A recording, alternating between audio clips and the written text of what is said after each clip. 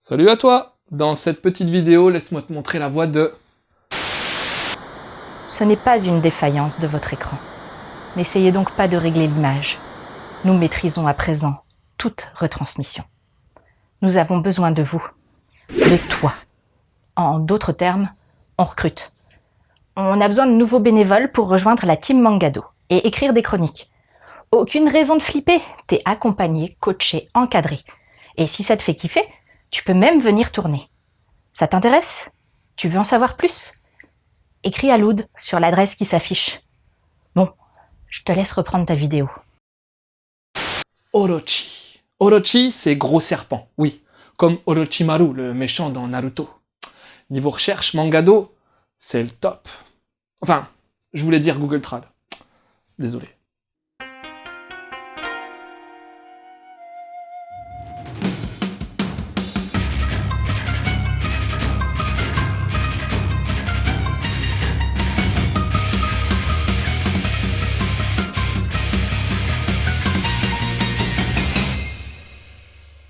Orochi, dans ce manga, c'est pas un gros serpent. Peu importe ce que t'appelles gros serpent d'ailleurs.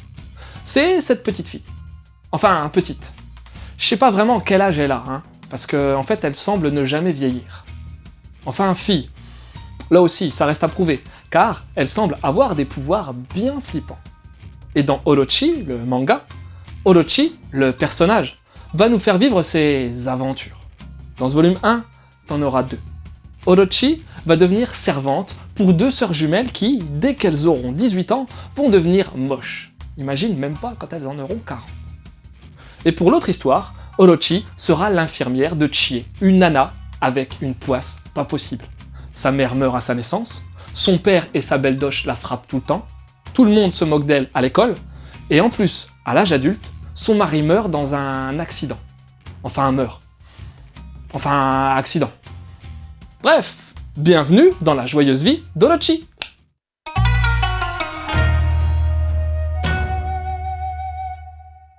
Le style d'Orochi est dans la plus pure tradition de ce que peut offrir Umezu Kazuo. C'est très vintage et c'est normal, puisque ça date de 69, 1969. Après, si on voulait qualifier le trait d'Umezu, faudrait nécessairement parler de sombreur.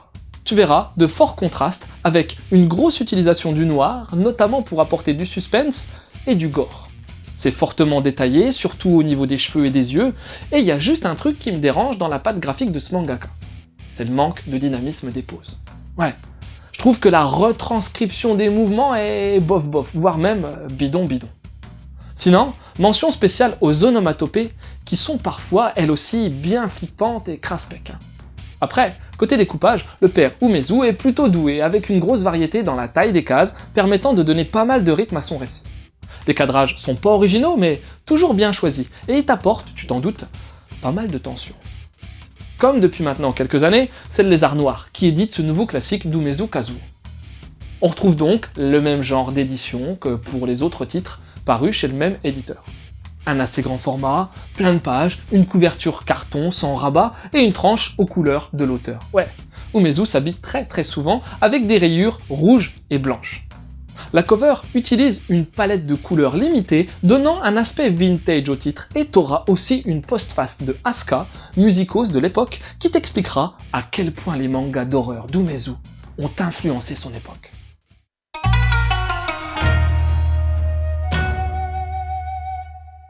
Pour te parler d'Umezu en détail, il me faudrait des heures, et comme on les a pas, on va la faire courte. Umezu est, pour ainsi dire, la pierre fondatrice du manga d'horreur. Il est, à l'origine, de titres tels que Je suis Shingo, L'école emportée, Baptisme. C'est un gars assez original dans sa tête, et il a également touché à d'autres styles ou bien à d'autres supports narratifs, comme la musique ou bien la vidéo. Je t'en dirai pas plus sur lui pour le moment.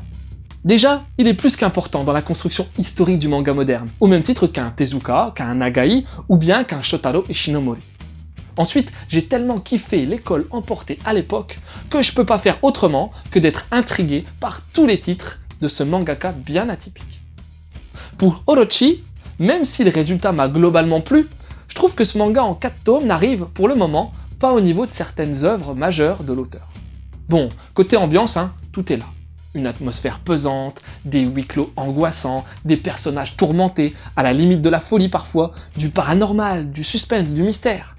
Bref, tous les ingrédients d'un manga flippant à souhait sont là. La petite Orochi intrigue et fascine, et ça aussi c'est important pour apporter un fil conducteur au récit, même si, fondamentalement, t'auras surtout les autres persos qui conduiront le déroulement de l'histoire. Orochi étant là pour les aider, ouais, on va dire ça comme ça. Les situations sont d'époque, c'est-à-dire années 60-70, donc si c'est pas ta came, ça va peut-être te faire un peu bizarre, mais franchement, passe outre, car c'est pas bien gênant, voire même plutôt agréable. Non, là où j'ai un peu tiqué, c'est déjà dans le rythme narratif, ouais. Même si globalement le récit est bien conduit, t'as tout de même certaines parties un peu longuettes ou mal rythmées. Dommage, hein, car il manque pas grand-chose à ce niveau-là. Ensuite, et c'est là que ça pose le plus de problèmes, c'est dans la cohérence de l'histoire. Alors, c'est pas dans mes habitudes, mais là, spoiler alert. À un moment donné, Orochi envoie à une mère une main coupée, prétendant qu'il s'agit de la main de son bébé. Et tu sais pourquoi elle fait ça? Pour voir sa réaction. Bordel de merde, c'est plausible ça? Et c'est pareil à d'autres moments, avec des situations soit prévisibles, soit tirées par les cheveux. Ça casse la magie et ça fait sortir du récit.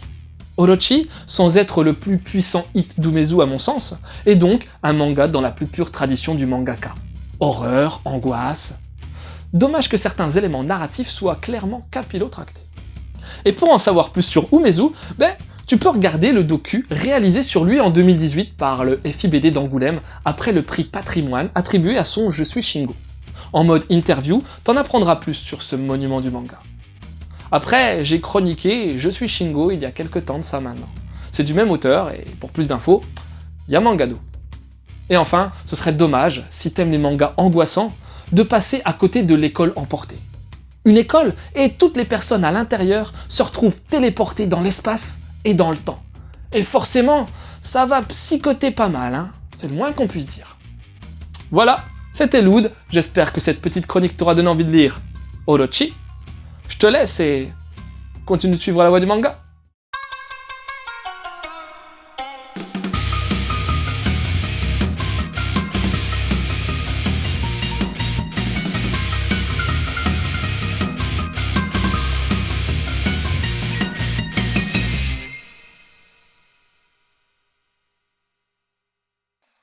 Umezu Kazuo. Il a trop la classe, hein. Par contre, pour le trouver parfois,